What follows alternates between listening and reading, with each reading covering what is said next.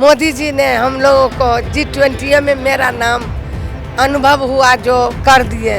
बिहार की जो संस्कृति कला जो है वो आपको जब ये देखने मिले तो लगा कि हाँ चाहिए पर्यावरण अनुकूल है और इसने उस साथ ही उसको लेकर ये रोजगार भी दे रहा है। इंडिया में करीब 100 से ज़्यादा एग्जीबिशन कर चुके हैं, 7 बार इंडिया रिप्रेजेंट कर रहे हैं और अभी फिर बाहर जाने का प्लान है। 6 महीना में सरकार जगते हैं तो हम लोग भी जगते हैं। ये खेती बाड़ी हमारा ये मिथिला पेंटिंग ही है। तो नए लोग इस कला से जुड़ रहे हैं और इस कला को आगे बढ़ा रहे हैं। ये मेरे लिए सौभाग्य की बात है कि बिहार की इस कला को आगे बढ़ाने का मौका मुझे मिला। ट्रेड फेयर 2024 में देश के अलग अलग राज्यों की खूबसूरती और संस्कृति को दर्शाया गया है। अभी हम मौजूद हैं भारत मंडपम, जहां पर ट्रेड फेयर का आयोजन हुआ है। हमारे पीछे आप देख पा रहे होंगे कि बिहार पवेलियन है और वहां की संस्कृति और वहां की खूबसूरती को कैसे दर्शाया गया है वो भी हम आपको दिखाएंगे। चलिए। बिहार की बात हो और बिहार में मिथिला पेंटिंग की बात ना हो, ऐसा हो नहीं सकता। हम अभी यहाँ मौजूद हैं बिहार पवेलियन में और यहाँ मिथिला पेंटिंग को जिस तरीके से दर्शाया जा रहा है, शांति देवी हैं जो मिथिला से आई हैं, मिथिलांचल से आई हैं और वो मिथिला पेंटिंग बना रही हैं, अपने हाथों से बना रही हैं और लोग आप देख रहे होंगे, लोग भारी संख्या में इनके पास आ रहे हैं और मिथिला पेंटिंग के बारे में जानकारी भी ले रहे हैं और लोगों को उत्साह और उसमें इंटरेस्ट ये दर्शाता है कि कैसे लोग आते हैं। और हमारे साथ शांति देवी हैं। शांति जी, आप बिहार से आई हैं और क्या आपको उत्साहित करता है मिथिला पेंटिंग को लेकर? मैं शांति देवी लहरियागंज मधुबनी वार्ड नंबर 1 रहने वाली बिहार के हूँ। मैं लाइव डेमो पर बिहार सरकार के द्वारा आई हूँ बिहार भवन पवेलियन में। मिथिला पेंटिंग तो परंपरा है जनरेशन टू जनरेशन और ये इसका उम्र भी नहीं होता है कोई सीखने का। दीवार से उठा करके हम लोग कागज़ के ऊपर, साड़ी के ऊपर, सनमाइका के ऊपर इत्यादि पानी छोड़ के सभी के ऊपर हम लोग बनाते हैं। दर्शकों सब जो है आते हैं, बहुत ही हम भी बनाते हैं। इसी कला में तो बहुत मन खुश होता है। इसी कला में मैं 6000 लोगों को सिखा चुकी हूँ। 84-85 में नेशनल अवार्ड मिला वाइफ हस्बैंड दोनों को और अवार्ड कई अवार्ड से नवाजे गए हैं। इसी वर्ष 2024 में पद्मश्री अवार्ड से सम्मानित किया गया है। तो आप जो ये मिथिला पेंटिंग जो बनाती हैं, ये आप कब से बनाते आ रही हैं?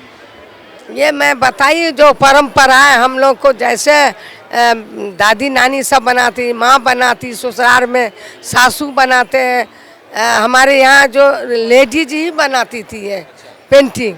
अब हम लोग घर घर में सभी लोग जेंट्स लोग हैं, बहुत काम करते हैं, बहुत आदमी बैठे ही रहते थे तो हम लोग कहे कि आप लोग भी बनाइए। हम लोग बनाते, आप लोग कलर कीजिए। ऐसा ही धीरे धीरे जेंट्स लोग भी सीख गए। मदद करते करते वो लोग भी कलाकार बन गए। जैसे हमारे हस्बैंड पद्मश्री से सम्मानित हुए हैं, श्रीमती मुर्मू जी से, द्रौपदी मुर्मू जी से। मोदी जी ने हम लोगों को G20 में मेरा नाम अनुभव हुआ जो कर दिए। संग नॉमिनेट में हमारे घरवाला को भी दे दिए। मन को इतना उत्साहित मिथिला पेंटिंग हो गया तब से जो जवाब नहीं। दर्शक सब तो बहुत ही खुशी होता है आकर के, थोड़ा पेन भी पकड़ा दो आंटी जी, मैं भी कर देती हूँ, करवा के देखती हूँ तो हाँ सचमुच में वो लोग बनाए हैं। मैं बोलती हूँ ऑनलाइन सिखा देंगे हम, सभी आते हैं हम सीखेंगे। कुछ को सिखाती हूँ निःशुल्क। मैंने पेपर में मीडिया में भी बोले हो जो निःशुल्क सिखाते हैं, कोई दक्षिणा नहीं, सीखो हमारे स्टूडेंट सब। तो बहुत को ऐसा ही निःशुल्क सिखाती हूँ। गुरु दक्षिणा देना है तो दो, लेकिन आओ सीखो। खेती बाड़ी जैसे होता है, माली फूल रोपते हैं ना, बगीचा में फूल तोड़ते तोड़ते थक जाते हैं, वैसा ही मुझे लगता है जो हमारा कला जो है मिथिला, जो मधुबनी डिस्ट्रिक्ट से जाने जाते हैं ज़्यादातर, जो अब नहीं कम होगा, ज़्यादा ही शुरू होने जा रहा है। आपने G20 में भी ये काम किया, आपने प्रधानमंत्री मोदी का भी नाम लिया, मतलब सरकार की ओर से मदद मिल रहा है और आप सरकार से खुश हैं? बहुत खुश है, बहुत मदद कर रहे हैं, बढ़ावा दे रहे हैं। अब यही कहेंगे सरकार के जे मधुबनी में एक खरीद बिक्री का म्यूजियम बनावे, ताकि सभी लोग खरीद बिक्री घर में बैठ बैठ करके बनावे, खाएं और खरीद बिक्री सरकार करेंगे। वही एक कमी है, नहीं तो और कोई कमी नहीं है। यही ये मांग कर रही हूँ मैं कि चल मर गए, लेकिन सुनीता विलियम जो है वो ऊपर जाके 3 महीने के बाद वापस आ गए। इसीलिए 3 चंद्रयान को मैंने टीवी में देखी थी, वही फटाफट बना दिए। बहुत खुशी हुए मोदी जी। और मैंने उनको कहे, बहुत देर तक बात हुई, सर प्रधानमंत्री हमारे देश का है, उनके लिए है, उसमें आप है, आपको दे रहे हैं। तो हंस दिए से करके कहे नेक्स्ट टाइम लेंगे, अभी नहीं। उसी टाइम में मुझे मन में आ गया जो मैं कोई नहीं काटने वाला, मैं हमको मिलेगा पद्मश्री। और लास्ट में कहे मेरा हस्बैंड भी नॉमिनेट किए हैं। ये जो चंद्रयान 3 का जो आप तस्वीर बनाई थी, ये मतलब कब आप प्रधानमंत्री मोदी जी से मिलने का आपको अवसर मिला? प्रधानमंत्री जी से G20 में ही मिले हम। कई बार बोले जब पार्लियामेंट में जाके जहाँ वो बैठते हैं वहाँ जाके हम मिलेंगे। कई बार 2 बार 3 बार गए हैं। अमित शाह जी से तो बात हुई है। उस ऑफिस में हमारे हस्बैंड पद्मश्री के लिए नॉमिनेशन किए थे कई 6 बार। उसके लिए 2 बार हम गए थे वहाँ, पर नहीं मिला। महिला लोग के मिल जाते थे। हमारे बहू छोटी वाली कहे जो आप भरिए, आपको मिल जाएगा, मोदी जी मिलेंगे। हम कहले ऐसा भी तो हाँ, तो उनसे तो मिलना ही चाहते, लेकिन हम मांगेंगे नहीं। ऐसा हुआ ना मांगे, आपको इतना सब मांगे मोती मिल गया। मुझे बहुत ही खुशी हुई। यही हमको एक फरमाइश है, वही खरीद बकरी का हमारे बिहार में बन जाए। उद्योग वहाँ पर क्या, जब आप बिहार में रहती हैं तो वहाँ पर क्या उद्योग, मतलब आपको मुनाफा उतना हो पाता है जितना मतलब सरकार सपोर्ट कर रही है? जैसे बड़ा कलाकार सब जो है ना, उन लोग को सरकार ने भेजती है। जैसे दिल्ली हाट हुई, वहाँ पर फ्री में हम लोग को बैठाते हैं साल में 1 बार। और कहीं कहीं दे देते हैं नाम, तो एग्जीबिशन करती हूँ। पर बिक्री बटा जो बना के 6 महीना हम लोग रखते हैं। 6 महीना में सरकार जगते हैं तो हम लोग भी जगते हैं। ये खेती बाड़ी हमारा, ये मिथिला पेंटिंग ही है। रामायण, गीता उपदेश, महाभारत, राजा सलहेश, यही सब के story. Our god is the Raja Salhesh Maharaj, but ship Kali Durga etc. मगर बहुत पावर है दुर्गा सलहेश महाराज हमको। शांति देवी जी पद्मश्री हैं। आप मेरे पीछे तस्वीर देख रहे होंगे, मैं अपने कैमरा पर्सन को दिखाऊंगा कि देश की राष्ट्रपति द्रौपदी मुर्मू ने इनको सम्मानित किया है पद्मश्री से। और होंगे जिस तरीके से मिथिला की पेंटिंग को दर्शाया गया है, क्योंकि आपको पता होगा कि बिहार में महिलाओं को, जो ग्रामीण क्षेत्रों की महिलाएं होती हैं, उनको कहीं ना कहीं घरेलू काम में डाल दिया जाता है और उनको वहाँ से बाहर नहीं निकलने दिया जाता है। लेकिन मिथिला ही एक ऐसा जगह है, मिथिलांचल ही एक ऐसा जगह है जहाँ पर महिलाओं को की जो पेंटिंग है उसको खासा महत्व दिया जाता है और इस पेंटिंग को अच्छे से दर्शाया जाता है।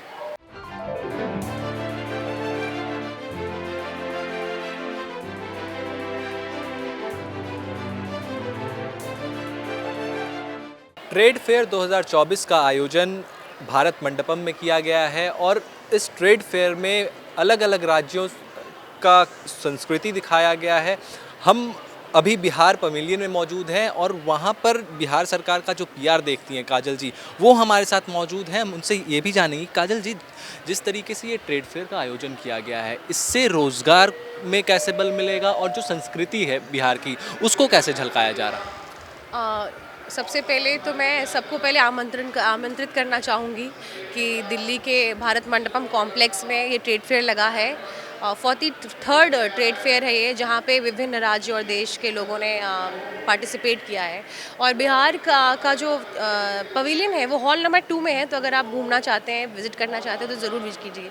और जैसा कि आपने पूछा कि कला संस्कृति को कैसे बढ़ावा मिलेगा या रोज़गार को कैसे बढ़ावा मिलेगा, तो हमारे यहाँ जो मौजूदा जो रोज़गार के जो विभिन्न क्षेत्र हैं, उन सबको यहाँ पे जो है एक साथ लाया गया, उनको सबको एक साथ प्लेटफॉर्म दिया गया है। कला, अगर आप ये पवेलियन की जो निर्माण है उसको अगर आप ध्यान से देखेंगे तो पहले तो ये सस्टेनेबल है, इसमें प्लास्टिक बिल्कुल यूज़ नहीं किया गया है, जो इसको बहुत ही ज़्यादा पर्यावरण अनुकूल बनाता है। और एक मोटिव के साथ कि हम वोकल फॉर लोकल हैं, तो जितनी भी कला संस्कृति आपको यहाँ पे दिख रही है, हर दीवार पे आपको मधुबनी पेंटिंग, मिथिला पेंटिंग, आपको मंजूषा, टिकुली आर्ट दिखेगा। और तरह तरह के जो बिहार सरकार की जो नए नए विकास हुए हैं, जैसे विमेंस हॉकी टीम ने अभी राजगीर में प्रदर्शन किया था, खेला है, तो उसको भी ना टिकुली और मंजूषा आर्ट के थ्रू दिखाया गया है। तो कला के साथ एक संदेश भी है, और साथ में हमारे विभिन्न स्टॉल्स लगे हुए हैं। जो उद्यमी हैं हमारे यहाँ, जो उद्यमी हैं, जो पारंपरिक तरीके से साड़ियाँ बनाते हैं, कपड़े बनाते हैं, अचार पापड़ नहीं, फूड स्टॉल है हमारा, प्लस मखाना है हमारा, सुपर फूड है बिहार का, क्योंकि उसमें बहुत ज़्यादा पोटेंशियल है कि वो बड़े लेवल पे, क्योंकि हमारे यहाँ उत्पादन जिस चीज़ की, किसी भी राज्य में जिस चीज़ की उत्पादन बहुत ज़्यादा होती है, हम उसको बढ़ाते हैं। हमारे यहाँ सरसों तेल बहुत बिकता है, क्योंकि हमारे यहाँ सरसों तेल की उपज भी बहुत ज़्यादा होती है, अच्छी खासी होती है। तो और विभिन्न क्षेत्रों में जो महिलाएं हैं वो बुनकर का काम करती हैं, पुरुष जो है वो हाथ से बनाए हुई जो चीज़ें होती हैं, हस्त निर्मित चीज़ें हैं, उन सब। और एक संदेश है कि जब आप विकसित भारत या विकसित बिहार का सपना देखते हैं, तो हमें ये भी देखना होता है कि हम किस तरीके से राज्य को एक बैलेंस तरीके से लेके चलें। हम बहुत ज़्यादा जो डेवलपमेंट जो होता है वो ये नहीं कह रहा कि आप पॉल्यूशन को आप अपने एनवायरनमेंट को जो है डिग्रेड कर दें। हम एक बैलेंस तरीके से तो क्योंकि एक दौर है जहाँ पे आप क्लाइमेट जैसी चीज़ों पे बात कर रहे हैं, तो उस समय पे बिहार की जो संस्कृति कला जो है वो आपको जब ये देखने मिले तो लगेगा कि हाँ चाहिए पर्यावरण अनुकूल है, और इसने उस साथ ही उसको लेकर ये रोज़गार भी दे रहा है। जी, आपने विकसित भारत के साथ साथ विकसित बिहार का भी जिक्र किया, तो चाहे हम वो बात कर ले मिथिला पेंटिंग की, या फिर ग्रामीण क्षेत्रों में वो अपने आप को प्रमोट नहीं कर पाते हैं, तो ग्रामीण क्षेत्रों में उतना सोशल मीडिया भी एक्टिव नहीं है, जो उसी का ये है कि बिहार सरकार एक ट्रेड फेयर में लोगों को जगह दे रही है, वहाँ की संस्कृति को दिखा रही है। तो इस मिथिला पेंटिंग हो या फिर राजगीर की खूबसूरती हो, उसको कैसे आगे बढ़ा रहे हैं? देखिए, सबसे पहले तो टूरिज़्म जो मैं बताऊं, हमारे माननीय उद्योग एवं पर्यटन मंत्री ने कल ही कॉन्फ्रेंस में बताया था, प्रेस वार्ता में बताया था कि टूरिज़्म जो है उसका बहुत स्कोप है हमारे बिहार पे, क्योंकि बहुत ऐसे वाटरफॉल्स हैं, बहुत सारे ऐसे केव्स हैं हमारे बिहार में जो अनएक्सप्लोर्ड हैं, जो अनडिस्कवर्ड हैं।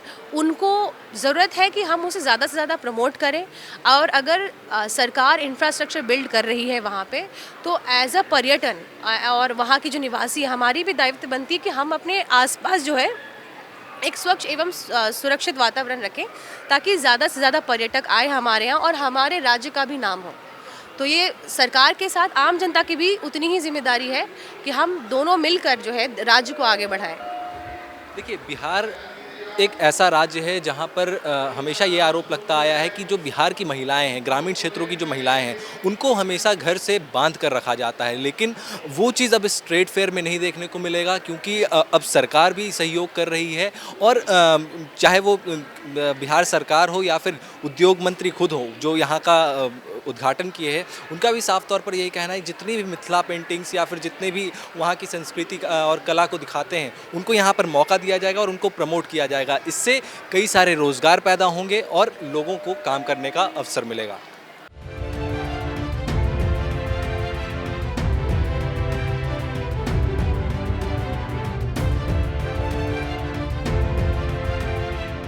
हम अभी यहाँ पहुँचे हैं टिकुली कला के स्टॉल पर, और यहाँ पर पद्मश्री अशोक विश्वास जी हैं। अशोक जी, ये जो टिकुली पेंटिंग है, इसकी क्या खासियत है और ये कब से आप बनाते हुए आ रहे हैं? ये टिकुली पेंटिंग बिहार का लोक कला में से एक है, जिसे कहा जाता है मौर्य पीरियड से ये पाटलिपुत्र में किया जाता था, और पाटलिपुत्र के जो कारीगर लोग थे इसको पतला कांच के ऊपर में गोल फल चढ़ाकर तब बिंदी के रूप में बनाते थे और उसका इस्तेमाल औरतें अपना श्रृंगार के लिए किया करती थी। बिंदी का इस्तेमाल होता था, मतलब टिकली जिसे कहा जाता है, टिकली के रूप में इसका उत्पादन होता था, जो लघु उद्योग के रूप में काफ़ी उसका विकास हुआ। लेकिन 20वीं सेंचुरी में जो कारीगर लोग पाटलिपुत्रा के थे, वो लोग सोचे कि अगर इसमें बदलाव लाया जाए, यानी छोटा कांच का टुकड़ा नहीं लेकर के अगर बड़ा कांच का टुकड़ा लेते हैं और उस पर कलाकारी करते हैं, उस पर गोल फल चढ़ा करके कलाकारी करते हैं, तो हम लोग का रोजी रोटी काफ़ी अच्छा मिलेगा और इस काम को हम लोग अच्छे ढंग से कर पाएंगे। लेकिन इसके स्वरूप में बिल्कुल बदलाव हो जाएगा। जैसे टिकुली जब उत्पादन होता था तो उसका इस्तेमाल बिंदी के रूप में किया जाता था, लेकिन उसी का स्वरूप में जब बदलाव आया तो वो पेंटिंग के रूप में उभर कर आया। चूँकि कलाकार वही थे, जगह वही, टेक्निक वही, मटेरियल वही, जिसकी वजह से इसका नाम टिकुली रह गया, लेकिन स्वरूप में बिल्कुल बदलाव आ गया। तो पहले कांच पर काम करते थे, लेकिन कांच के बदले में लकड़ी आ गया और हार्डबोर्ड, और आज MDF पर हम लोग काम करते हैं, और गोल्ड फॉयल के बदले में एनामिल पेंट आ गया। एनामिल पेंट से इस काम को कर रहे हैं। सबसे बड़ा हम लोग के लिए गौरव का बात रहा है कि 1982 एशियाड में श्रीमती इंदिरा गांधी अपने हाथों से इस कला का सिलेक्शन किए थे और एशियाड में 5000 एथलीट आए थे। सभी को इंडिया गवर्नमेंट की तरफ से गिफ्ट के रूप में इसी कला को दिया गया था और जिसे हमको बनाने का मौका मिला, और ये हमारे लिए बहुत गौरव की बात रहा है। उसके बाद टिकुली कला काफ़ी आगे बढ़ा, लेकिन कुछ समय के लिए ये डाइंग आर्ट के रूप में जाना जाने लगा, क्योंकि इसका मार्केटिंग सपोर्ट जो मिल रहा था वो नहीं मिल रहा था। लेकिन 96 में DC handicraft, ministry of textile के जो कलाकार थे या अफसर थे, वो लोग का नज़र इस पर पड़ा और वो लोग हमको सपोर्ट किए। तब जाकर के वहाँ से हम इस काम को चालू किए और इंडिया में करीब 100 से ज़्यादा एग्जीबिशन कर चुके हैं। 7 बार इंडिया रिप्रेजेंट कर रहे हैं और अभी फिर बाहर जाने का प्लान है गवर्नमेंट की तरफ से। तो इसमें बहुत बड़ा मौका मिला है कि इस कला को हम आगे बढ़ा पाएँ, और साथ साथ इस कला को आगे बढ़ाने के लिए सरकार का जिस हिसाब से सपोर्ट मिल रहा है, विभिन्न किस्म का ट्रेनिंग प्रोग्राम ऑर्गेनाइज किया जा रहा है, मार्केटिंग सपोर्ट दिया जा रहा है, और इस IITF में जो हम आए हैं इसमें इतना अच्छा सपोर्ट मिला है जो हम बयान नहीं कर सकते हैं। और बहुत ही अच्छा मतलब लोगों का रुझान देख रहे हैं इस कला के प्रति। और अभी तक हम अपने ग्रुप के साथ में 50 सालों में इस कला का करीब 22 लाख पीस पूरे वर्ल्ड में भेज चुके हैं। इससे पता चलता है कि इस कला के प्रति लोगों का कितना इंटरेस्ट है। तो नए लोग इस कला से जुड़ रहे हैं और इस कला को आगे बढ़ा रहे हैं। ये मेरे लिए सौभाग्य की बात है कि बिहार की इस कला को आगे बढ़ाने का मौका मुझे मिला। जी, आप पद्मश्री से भी सम्मानित हैं। ये इतना आगे आप कब बढ़े, ये सफ़र कैसा रहा? क्योंकि शुरुआत में टिकुली पेंटिंग को उतने लोग नहीं जानते थे, आपने भी जिक्र किया, तो ये सफ़र कैसे गुजरा और पद्मश्री तक का सफ़र ये कैसे आप करते? बचपन में मेरा तो लगाव पेंटिंग से बचपन से ही था, और चूँकि पारिवारिक या आर्थिक स्थिति उतना अच्छा नहीं था, पिताजी साधारण कंपाउंडर थे और मेरे बड़े भाई का एक दुकान था पेंटिंग का, उसी में हम क्लास 8 से काम करने लगे थे। पढ़ाई लिखाई जारी किए थे, लेकिन मैट्रिक पास करने के बाद में बिहार सरकार का उपेंद्र महारती शिल्प अनुसंधान जो आज है, उसका नाम पहले शिल्प अनुसंधान संस्थान था, वहाँ पर आकर के ट्रेनिंग हम लिए। चूँकि मेरा जन्म डेहरी ऑनसोन बिहार के छोटा सा जगह में हुआ और वहाँ से पटना शिफ्ट कर गए, पटना आकर ट्रेनिंग लिए और ट्रेनिंग लेकर के फिर अपने घर चले गए वापस डेहरी ऑनसोन, और वहाँ जाकर अपने परिवार के सभी सदस्यों को सिखाएं। और साथ साथ मेरे फ्रेंड सर्कल में कई लोग ऐसे थे जिनको इसमें इंटरेस्ट था, जिनके परिवार वालों को इंटरेस्ट था, तो उन लोगों को भी हम सिखाएं। इससे बड़ा एक ग्रुप बन गया। और इससे फ़ायदा क्या होगा, 82 एशियाड में जो हमको 20,000 पीस का ऑर्डर मिला था, उसमें हम इस काम को अच्छी तरह कर पाएँ। और साथ साथ जब हम इस काम को करते रहे तो मेरे दिमाग में आया कि क्यों नहीं इस काम को और आगे बढ़ाया जाए और दूसरों को भी ट्रेनिंग दें, ताकि ये कला बहुत आगे बढ़े। और इसके लिए हमको पटना शिफ्ट करना पड़ा। पटना आकर के हम गांव-गांव जाने लगे और गांव-गांव जाकर के बहुत सारे ऐसे महिलाओं को ट्रेनिंग दिए जो पढ़े लिखे कम थे और साथ साथ कुछ नहीं कर रहे थे, बेरोजगार थे। उन लोगों को मोटिवेट किए गाँव में जाकर के और फ्री ऑफ कॉस्ट ट्रेनिंग देने लगे। और ऐसा हुआ कि इस कला से बहुत सारे लोग जुड़ गए और जुड़ने के बाद बड़ा ग्रुप बन गया और इस कला को हम आगे बढ़ा पाए। विभिन्न किस्म के एग्जीबिशन हम करते रहे। 100 एग्जीबिशन इंडिया में कर चुके हैं, 7 बार इंडिया से बाहर हम जा चुके हैं।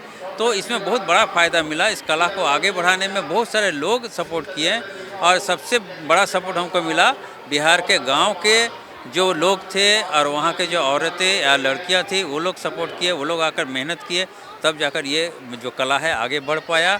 और हम आज बहुत गर्व के साथ कह सकते हैं कि बिहार के टिकुली कला को हम आगे बढ़ाने में सफल हुए हैं और भी बहुत काम करना बाकी है। क्योंकि पद्मश्री से मुझे सम्मानित किया गया, ये बहुत बड़ा गौरव है भारत सरकार के तरफ से। तो इतना बड़ा सम्मान मिला है, एक जिम्मेवारी भी मिल गया है, साथ साथ बिहार को इस तरह का सम्मान मिला, इस कला से जुड़े हुए जितने लोग हैं उनको ये सम्मान मिला। तो मेरा जिम्मेवारी बन गया कि इस कला को और आगे बढ़ाएं और ज़्यादा से ज़्यादा लोगों को हम रोज़गार दें। तो इस कला के द्वारा हम अपने संस्कृति को पूरा दुनिया भर में फैला रहे हैं और कोशिश कर रहे हैं कि बिहार की इस कला को बहुत सारे लोग जानें और इस कला से बहुत सारे लोग जुड़े और इस कला से जो बेरोजगारी है वो भी दूर हो। तो मेरा प्रयास यही है कि इस कला के द्वारा लोगों को रोजगार दें। ये अशोक जी का भी साफ तौर पर कहना था कि एक टाइम ऐसा था, एक समय ऐसा था जब टिकुली पेंटिंग को कोई नहीं जानता था और उसकी मार्केटिंग सपोर्ट वो नहीं मिला करती थी। लेकिन अब भारत सरकार हो या फिर बिहार सरकार हो, दोनों की ओर से मार्केटिंग सपोर्ट भी मिल रहा है और बाहर भेजा भी जा रहा है लोगों को कि वो अपने कला को दिखाएं, अपने संस्कृति को आगे बढ़ाएं। कैमरा पर्सन सोनू पवार के साथ ओम शील, इंडिया 27 दिल्ली।